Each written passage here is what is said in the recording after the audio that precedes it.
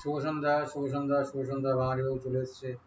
আজকে সারাদিন ব্যস্ত ছিলাম, একবারই আসতে পেরেছি। বলেছিলাম দুবার আসবো। যাই হোক, কালকে প্রেডিকশনটা করে দিচ্ছি। আজকে সারাদিন মার্কেট আমিও সেভাবে দেখতে পারিনি, এই মোবাইলে দেখেছি, একটু ব্যস্ত ছিলাম। তা মার্কেটে কটা নিউজ এসছে।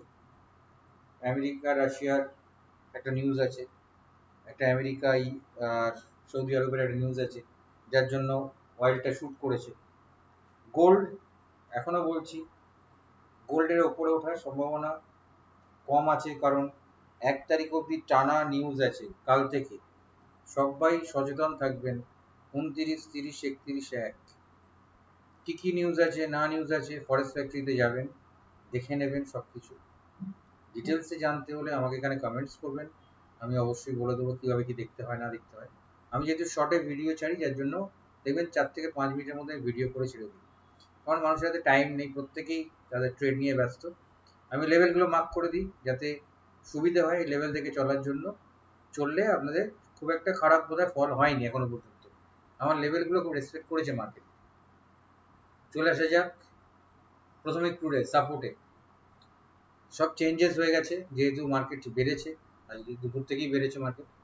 5671 থেকে 5605 প্রথম সাপোর্ট, একদম সলিড বাইং জোন আছে। তারপরে 5587 থেকে 5554 সলিড বাইং জোন। 5493 থেকে 5460 সলিড বাইং জোন। এগুলো 1 ঘন্টার টাইম ফ্রেমে। আমি 1 ঘন্টার কেন করে রেখে দিই, তাতে সুবিধা হয়, এই জন্যেই। লম্বা টাইম ফ্রেমে করলে কিন্তু অনেক সুবিধা হয়, ঠিক আছে। এবার চলে আসি গোল্ডের। গোল্ডের সাপোর্ট অনেক চেঞ্জেস হয়েছে। 3293 থেকে 3282 সলিড বাইং জোন। 3238 থেকে 3231 এটাও একটা শর্ট বাইং জোন, কিন্তু ভালোই বাইং জোন আছে। 3179 থেকে 3154 এটা কিন্তু যদি ভাঙে তাহলে প্রবলেম কিন্তু গোল্ডের আছে, এটুকুনি বলতে পারি। রেজিস্ট্যান্স পরপর আছে, এখানে লিকুইডিটি সাংঘাতিক আছে, এখান থেকে লিকুইডিটি সুইং করেছে, মার্কেট কিন্তু সুইং হাইক করেছে প্রতিটা জায়গা থেকে। জায়গাগুলো মার্ক করে রেখে দেবেন। 3336 থেকে 3349, তারপরে 3368 থেকে 3349, 3433 থেকে 3439, আর 3368 থেকে 3386। এই প্রতিটা রেজিস্ট্যান্সে কিন্তু সাংঘাতিক লিকুইডিটি হয়ে আছে এবং সেলার সাংঘাতিক পরিমাণে অ্যাক্টিভ।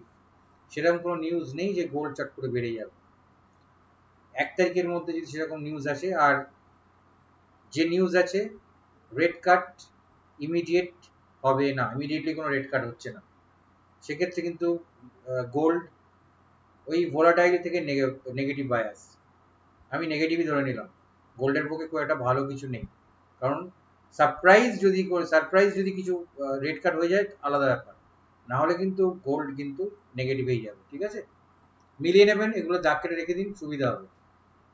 আজকের মতো গুড নাইট সবাইকে, thanks for watching. Will come again on tomorrow 29th of July, ঠিক আছে। সাবধানে ট্রেড করুন। আজকে তো গোল্ডও দিয়েছে, ক্রুডও দিয়েছে। গোল্ড শর্টে দিয়েছে, ক্রুড লংয়ে দিয়েছে। এখন মার্কেট একটা জায়গায় থেমে আছে, সাবধানে ট্রেড করবেন। মার্কেট রেঞ্জ বাউন্ড থাকা মানেই মার্কেট কিন্তু যে কোনো এক জায়গায় ভাঙবে। ওয়েট করে যান, ওয়াচ করুন, নিউজ ফলো করুন, কাজের কাজ হবে, অনেক কাজে দেবে, ঠিক আছে। টাটা।